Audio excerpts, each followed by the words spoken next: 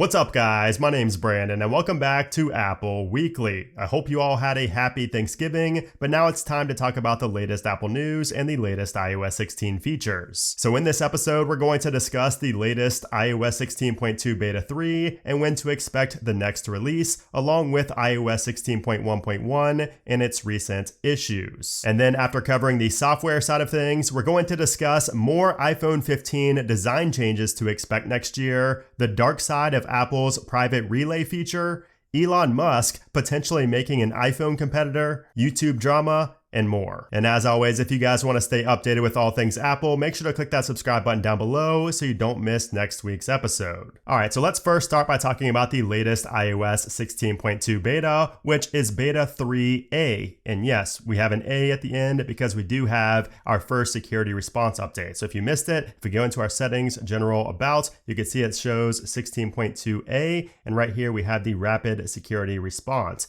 And I am currently removing the security response update because I have had some questions about people asking if you can remove this security update and then reinstall it after you remove it. And the answer to that is yes. I just tried it and I will show you again once I remove that what it looks like. You will come back pretty much right away. And if you go back into your settings and then go to general software updates, that's when you will see the security response update repopulate in that software update section. Now, I would imagine that once the security responses are actually useful, like this was just a test, which is why it was, released in a beta version. But once Apple starts actually pushing out these rapid security response updates, if you go to your automatic update section and you have this toggle turned on, I would imagine that these updates would install much sooner than actual full-on iOS updates. Now, I also wanted to touch on the live activities feature in the TV app specifically. So if we tap on follow here, we have our live activity going right there and on the lock screen. And if we go into our settings, if we go to the TV section right here, and then go down to live activities, and we have more frequent updates turned on, I found that even with this turned on, sometimes these scores are falling behind. Like sometimes the scores are just like 2 or 3 minutes behind the actual score. So this appears to be a bug in the latest version of iOS 16.2. I hope it gets resolved soon. The only reason I even knew it was behind is because I was following this game in the ESPN app as well as having the live activity up in my dynamic island up here. So hopefully that gets fixed, although this more frequent updates toggle is nice to have, but again, it's still not there for third-party applications. Now, speaking of third-party applications, I did also want to mention that Uber did finally add the live activities toggle. So it was not there for Uber, it was there for Uber Eats before, but now with the latest Uber update, we have the live activities toggle. However, I did a test ride and I canceled it just to see if it would actually work, and we still do not have live activities for Uber. So hopefully that comes soon. I see that as being one of the most useful features for utilizing the live activities functionality, especially on the lock screen right here. Now, I did also want to briefly touch on the scheduled summary and basically clearing this out from your notification center. So before on iOS 16, you would just have to tap right here and then tap on the X to clear it. But now you're actually able to swipe over on this. So you can see you can swipe over all the way, or you could swipe over a little bit and tap on the clear button. So that's really nice. I really didn't like having to tap on the number and then the X and then clear. It was a 3-step process. Now it can just be a simple 1-step process by swiping over on it. As long as you don't have that turned down, right here you can swipe all the way and it will clear it. I've also really been enjoying the music animation changes, which I didn't really think I would. It was a kind of a small change, but it really adds to the whole experience of the music application, the play, pause, the next and back, the animation with the lyrics when you go down right here. So when the lyrics go down and then you pop it back up, it's just much smoother than it was in previous versions. I've been really enjoying that little change in music here in 16.2 as well. Now, also one thing I've noticed has definitely been changed. I talked about this in a previous episode, but I talked about how the stutter when going home from certain applications appears to be fixed. I didn't know for sure, but now after using 16.1.1, which I'm still using, by the way, on my main device over here, I have not updated to 16.2 yet on my main device. So I see that stutter all the time on 16.1.1, and I've really tried to replicate that here on 16.2, and I cannot. So that stutter when going home from an application, so if you're in like the App Store, for example, and you go home, there's a slight stutter before it goes back to the home screen. That is definitely resolved here in 16.2, at least in beta 3. I hope it doesn't come back in a future release. Now, as far as the Freeform application goes, this of course is Apple's brand new application here in 16.2. And I think Apple's going to have to do a lot of marketing for this because As of right now, of course, I'm not in really an environment where this would be useful to me anyways, but I just don't see anybody talking about this at all. There seems to be no hype about it whatsoever. So I would imagine that Apple will start marketing this once 16.2 gets released to the public. I'm sure they'll have a press release specifically on the Freeform application, but this is going to be great for those who work, remote with a lot of different employees, a lot of coworkers. You guys can kind of, collaborate on one big whiteboard essentially right here, which can be nice. But as of right now, I don't really see anybody talking about it. If you've used the Freeform application, and actually worked with somebody else, let me know in a comment down below, because I am very curious to see, how you're utilizing this feature. And then something I wanted to briefly mention that has nothing to do with 16.2, but the Apple Music application might be coming to Teslas. So if you have a Tesla, this was spotted in the Peterson Automotive Museum in Los Angeles, where they have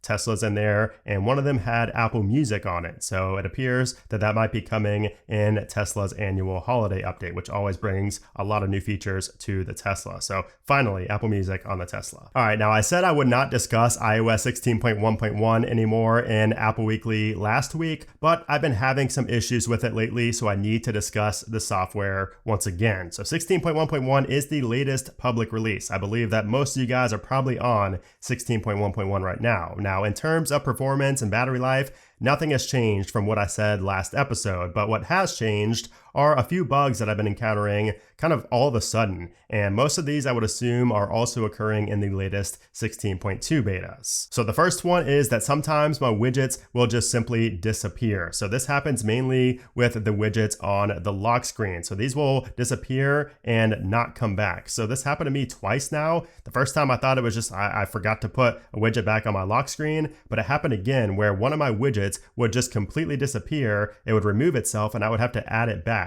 Never had that before. It happened to me in 16.1.1 twice. It's also happened on the home screen, but it's not a new bug. We've had this for a while. It's kind of just where it disappears and then reappears after, maybe 10 seconds. But a much bigger issue in 16.1.1 that I've been having is that focus modes will just randomly turn off by themselves. This is extremely annoying, especially when I'm asleep and it takes me out of sleep mode. And then I hear a vibration and a sound from a notification that I should not be hearing because I should still be in sleep mode. But every morning now, it seems like for the past few nights, it's just taken me out of sleep mode randomly, way before my sleep schedule is set to be, before my alarm is going off or anything like that. It's just really strange. And then of course I am having that stutter when I go into an application and out of it. Like if I go into an application and out of it, I do have a slight stutter there. So of course it doesn't happen. Oh, it just happened right there. So it doesn't happen every single time, but sometimes you will see the stutter. So just a few times ago, you saw that little minor stutter there when I went out of the Reddit application. Now, as far as bugs in iOS 16.2 beta 3 specifically, one of the main ones is inside of Safari. So if you go into Safari here, let's go out of this. If we go into the control center and then right after going out of the control center, go into Safari to start to type something, you can see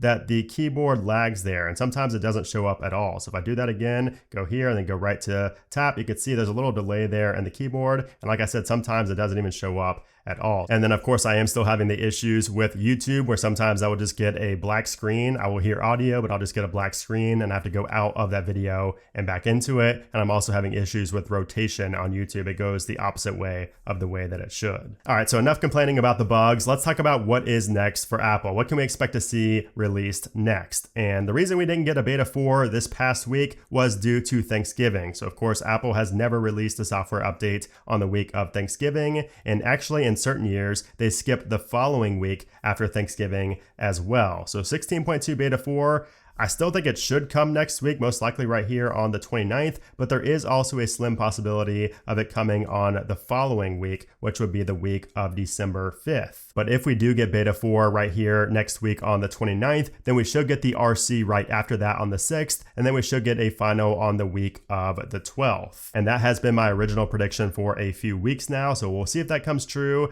And I don't think we're going to see a 16.3 beta 1 until January. It is possible to get it that same week that 16.2 releases, but a lot of the times Apple just wants to, kind of wait until January until they can push out updates more frequently, because after that final release, we're probably not going to see anything. Apple's probably going to be on holiday until early or mid-January. All right, so now let's talk about the latest Apple news. And let's start with an update on what we talked about a few episodes ago, and that is iPhone shortages due to the madness that's happening in China. So this all started out as a COVID-19 outbreak inside of Foxconn's biggest iPhone assembly plant in Zhangzhou, which is known as iPhone City. And when those workers heard that COVID was continuing to spread in the plant and that there was also not enough food and medication, many workers broke out of the plant to return home. It's almost like they were just being held hostage inside of that factory. But after this madness went down, Foxconn started offering bonuses to workers in the plant to work on these iPhones, but nobody was accepting their offer. So they had to raise the bonus significantly before workers actually started to accept it. But it gets worse because then those newly recruited workers who got that big bonus, they reported that they were not being paid the bonus that they were promised, which led to some of those, out of control protest videos that you probably saw online. And then Foxconn later admitted that it made a technical error over bonuses and said that they would correct it. And now, according to Reuters, Foxconn is offering an exit bonus equivalent to 1 to 2 months' salary for anybody who wanted to leave. And according to this report, more than 20,000 workers have taken advantage of this and left with the money. So now what's the main reason we're talking about this? Well, all of these people quitting means that iPhone production is going to take a massive hit. So last month, there was a report that predicted that production would slump by as much as 30%. But now we're hearing that it's going to be at least 30%. And this report also says that it was, quote, impossible for the company to resume full production by the end of the month, a deadline it had set internally before Wednesday's wave of protests. Pretty wild, but now it appears that things are slowly getting back to normal over there. Although, like I mentioned a few weeks back, if you wanted to get an iPhone anytime soon, especially before Christmas, your best bet is to order it ASAP, way before you even think you need it, because we don't know what delivery times will look like in a month or 2 months. Now, moving ahead a bit to iPhone 15, we have some new information about the design. So according to Shrimp Apple Pro, the back edges of the iPhone 15 could be rounded instead of square like we see on the 14 models. So these new borders are going to be similar to the bottom edges on the case of the 14 and 16-inch MacBook Pros. He also mentions that the chassis will be made of titanium, but that the glass back will still remain. So it's going to be interesting to see if this happens, since we heard the same thing about the iPhone 14. We heard that it's going to be made of titanium, but those rumors proved to be false. So we're still early in the iPhone 15 rumor mill, so stay tuned for further leaks and rumors about this design. So you guys know the private relay feature, right? That's built into iOS as part of iCloud Plus. Well, this feature enabled an exploit that has caused advertisers over $65 million this year alone. So according to a new report from Pixelate, the ad fraud scheme known as IP64 worked like this. Scammers would insert iCloud Private Relay, IPv6, and IPv4 addresses into ad requests to fake the true source of the traffic. It's estimated that over 90% of iCloud Private Relay traffic may be invalid and spoofed, which is causing advertisers tens of millions of dollars. Researchers suggest that the digital ad industry should block all iCloud Private Relay IP addresses as a defense against these type of attacks. And if you want to read more about this, it gets really technical. I will leave a link to the report down in the description below. It's very interesting, and I think it's only a matter of time before Apple kind of cracks down on this and either removes this feature completely or heavily tweaks it. But it's likely going to take a whole new version of iOS for that to happen, likely iOS 17 or later. So by now, we should all know about the massive Ponzi scheme known as FTX and the founder Sam Bankman-Fried. Well, Apple is finalizing a deal for the book rights to Michael Lewis's upcoming story about the fall of SBF and the cryptocurrency trading platform FTX. And you know what comes after the book, right? A TV show or a movie. And according to Deadline, it's expected to be turned into a feature film. Michael Lewis, who is the author behind Moneyball, The Big Short, and The Blind Side, spent 6 months with SBF before everything came to light, before the whole scheme came to light. So he knows a lot about the inner workings of FTX and a lot of things that we don't know. So this book and this film is going to do huge numbers. Sources are saying that the deal with Apple is in the mid 7 figures, since they likely had to compete with Netflix and Amazon for this project. And then finally, do you think that Elon Musk would be able to create a true iPhone competitor? Because when asked if he would consider making a phone if Apple and Google banned Twitter from their app stores, he said this: "I certainly hope it does not come to that, but yes, if there is no other choice, I will make an alternative phone." And while this seems like something to just laugh off and say, yeah, right, I actually think that this phone would have a shot at becoming very popular. That is, if it were to ever happen, which, by the way, I don't think it will. But the reason I say it has a shot is because of how well designed the Tesla software is. They already have a bunch of extremely talented engineers on board. So if there ever was a Tesla phone, would you consider buying one? It's a genuine question I have. And then finally, let's talk about some YouTube drama over sponsored posts. So I posted this over on my Twitter, and it was about my personal take on everything going on right now. And the main thing I'm talking about is a company called Established Titles, who I almost did a brand deal with. I even show real emails here about,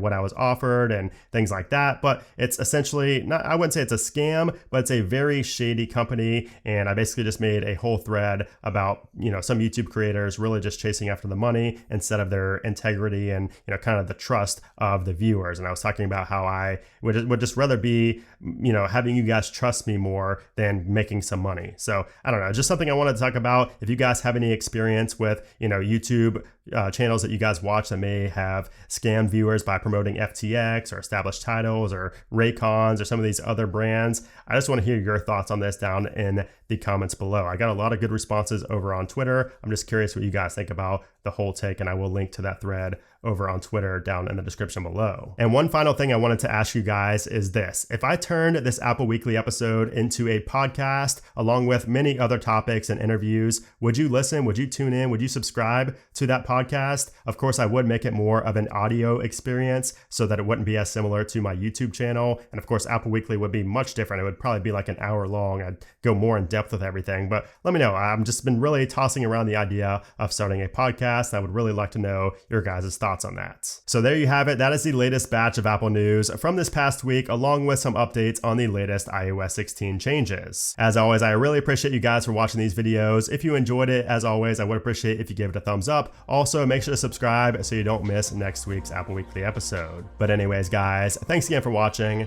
and I'll see you soon.